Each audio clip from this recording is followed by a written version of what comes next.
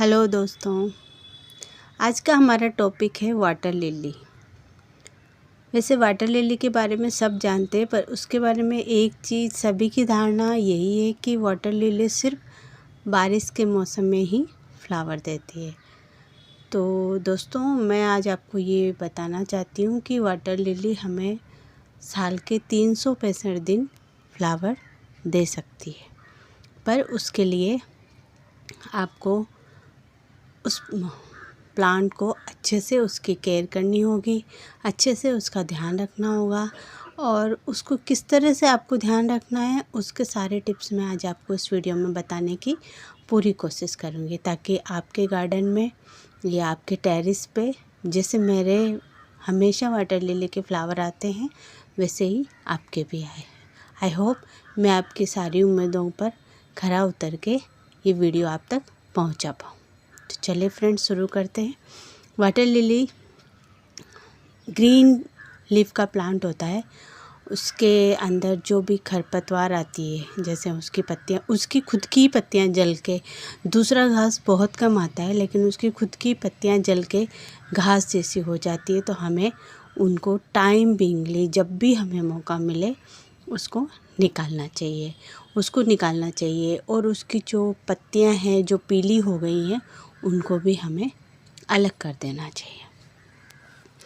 और उनको हम उसी गमले में मिट्टी के नीचे दबा सकते हैं, या हम अपनी जो मिट्टी स्टोर रखते हैं प्लांट्स को रिपोर्ट करने के लिए, उसमें डाल देंगे तो उसकी भी हमारे खाद हो जाएगी।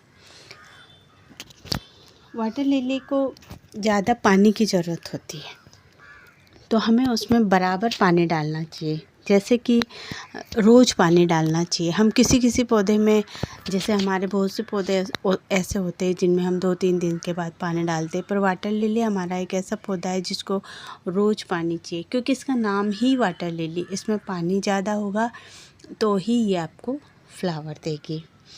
एक और, इसको आपको 2 महीने में एक बार रिपोर्ट कर देना चाहिए, जिससे कि इसके सॉइल लूज हो जाएगी और इसके अंदर वापस से एक बार रिपोर्ट हो जाएगी, तो ऑक्सीजन का आना जाना शुरू हो जाएगा और अच्छे से ग्रोथ हो जाएगी।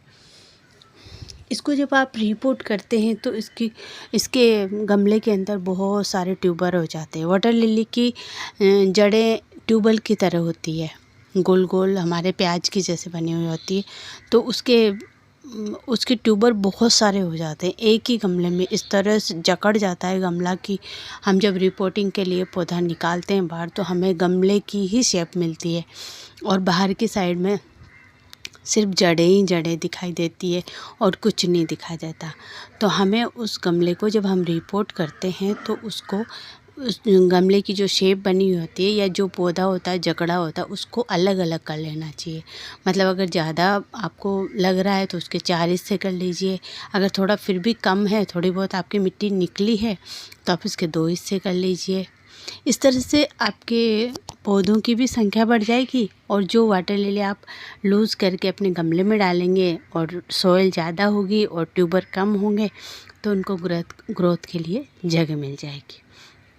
और जो पीली हुई हमारी ये पत्तियाँ होती है, उनको हम कैंची से काट सकते हैं, चिमटी से तोड़ सकते हैं, और अंदर जो जली हुई है उनको अब निकाल के उनकी जो संख्या होती है वो बढ़ा सकते हैं। ये जो जल के नीचे गिरती है, इसका मतलब ये है कि एक नया ट्यूबर बन रहा है। पुरानी वाली जल गई लेकिन उसके पास से नया ट्यूबर निकल रहा है, तो उन ट्यूबर के लिए हमें जगह बनानी ज़रूरी होती है। वही वाली बात है, जैसे हमें ऑक्सीजन की ज़रूरत है, तो प्लांट को भी अपने आप को फैलाने के लिए और अपने को हेल्दी रखने के लिए थोड़ी सी गमले में जगह होना ज़रूरी है।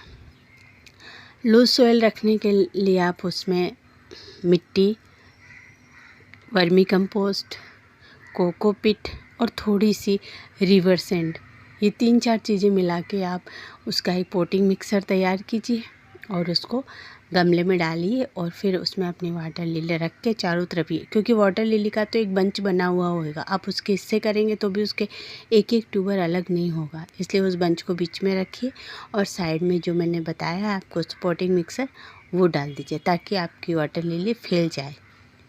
जब नेक्स्ट टाइम आप उसे निकालें तो वो फिर से उसी तरह से ग्रोथ और बहुत सारे ट्यूबर आपको मिले। और इसमें महीने में 2 बार इसमें DAP के दाने डालिए। अगर गमला जैसा मेरा वाला है, मेरा 10 इंच का गमला है, तो इसमें मैं 4 या 5 दाने ही डालती हूँ। सॉरी, मैं सीड बोल देती हूँ। 4 या 5 दाने ही डालती हूँ और फिर शाम को डालती हूँ और उसे पानी से भर देती हूँ। इसी तरह से मैं अपने पौधों की, वाटर लिली के पौधों की रिपोर्टिंग करती हूँ, पॉटिंग मिक्सर बनाती हूँ और महीने में 2 बार उसमें DAP के दाने डाल देती हूँ। अगर आपका गमला बड़ा है तो उसमें 5 से 6 डाल दीजिए, अगर छोटा है तो 2 से 3 डाल दीजिए। इस तरह से ही आप अपने पौधे को तैयार कर सकते। और देखिए, मिट्टी बिल्कुल लूज़ होनी चाहिए कि हम थोड़ी सी हाथ लगाएं, हमारी अंगुली बिल्कुल झट से अंदर चल जाए। आपकी मिट्टी टाइट हो उससे पहले आप उसको रिपोर्ट कर दीजिए। फिर देखिए, आपके भी इसी तरह से बहुत सारे फ्लावर आ जाएंगे।